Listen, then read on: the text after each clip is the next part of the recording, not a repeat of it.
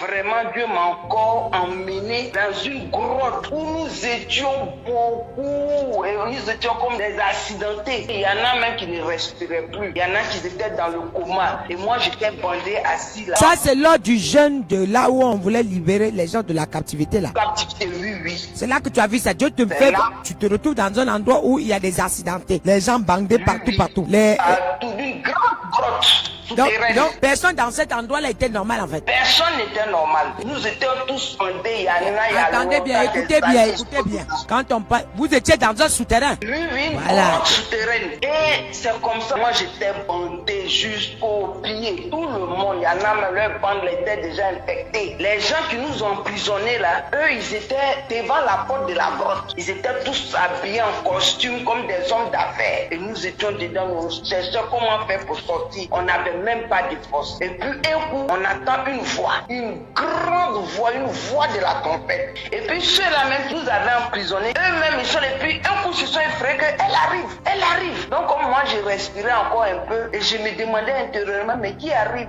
Et je vous vois et puis j'entends ces personnes qui disent c'est elle la servante de Dieu Yvette là, la prophétesse là c'est encore elle. Elle est venue chercher quoi? Qui l'a venue? Oh, j'ai dit maman vous êtes arrivée avec une certaine gloire, une lumière et vos yeux la brillaient comme lampadaire. Toute la grotte a été éclairée et vous êtes en train de chercher maintenant à prier pour les gens. Et moi j'étais là en tout cas avec votre voix seulement, j'ai commencé à avoir la force. Et je me disais intérieurement, j'ai dit mais si sa voix me donne la force, je peux moi-même m'aider pour enlever les bandes là, puisqu'il y a du monde, il y en a même là qui sont dans le coma. Et elle doit s'occuper de tout ça là. Et puis moi je vais rester là pour l'attendre, je vais me débrouiller vraiment au son de sa voix qui me donne la force, me débander. Et c'est comme ça, moi je commençais à enlever mes bandes et vous, je dis cap par cap. Il y en a même qui ne respiraient pas. Maman, vous êtes arrivés, vous avez prié pour eux, ils ont recommencé à trouver la vie. Et nous tous, nous avons retrouvé la vie et la grotte a été ouverte de manière miraculeuse. Vous tous, vous avez été libres. Libre.